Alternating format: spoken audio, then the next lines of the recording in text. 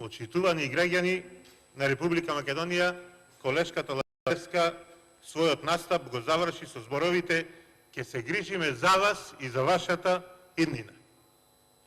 И немаше воопшто да биде вака лицемерно, ако не ви кажеше дека со овој ребаланс на буџет кој таа го брани и ќе го гласа, ќе ве задолжат со нови 200 милиони евра минимум. Бидејќи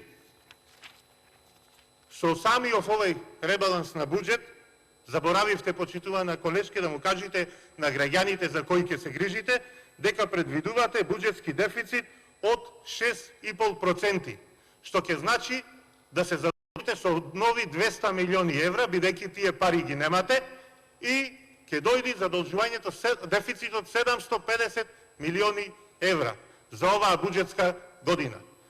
Но и тоа не е толку, и ве уверувам дека до крајот на годината дефицитот ќе порасне на преку 900 милиони евра и задолжувањето ќе биде уште поголемо. За кој развојен буџет и за кој управање на економијата зборувате, кога со странски директни инвестиции сме најслабни во регионов?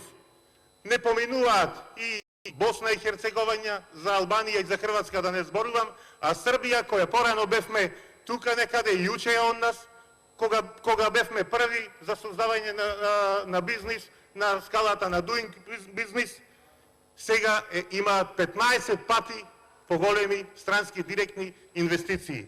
Македонија има 274 милиони евра странски директни инвестиции ова година, а Србија 3,4 милијарди. 55.000 лица, граѓани на Република Македонија, ги изгубија своите работни места, а вие зборувате за создавање на нови работни места и зголемување на бројот на вработени. И на крај, уште еднаш морам да спомнам за оваа програма Зелен развој, за која лицемерно ја зголемувате цената на бензините за 4,13 денари по литар. Само ќе ве прашам, ова навистина ќе беше добра работа, ако овие 11 милиони евра ги обезбедевте или ги обезбедеше оној кој ја труе цела држава со канцерогено масло, со канцероген мазут, вашиот екс-подпредседател на влада Кочо Анџушев, а не на грбот на граѓаните да кажувате зелен развој со поскапување на горивата, а ваму се остварувате профит врз грбот, врз здравието на граѓаните. Ја труете цела држава. Затоа не го поддржувам овој ребаланс на буџет, бидејќи е лицемерен, почитувана колешке, и тоа треба да си го признаеме. Ви благодарам.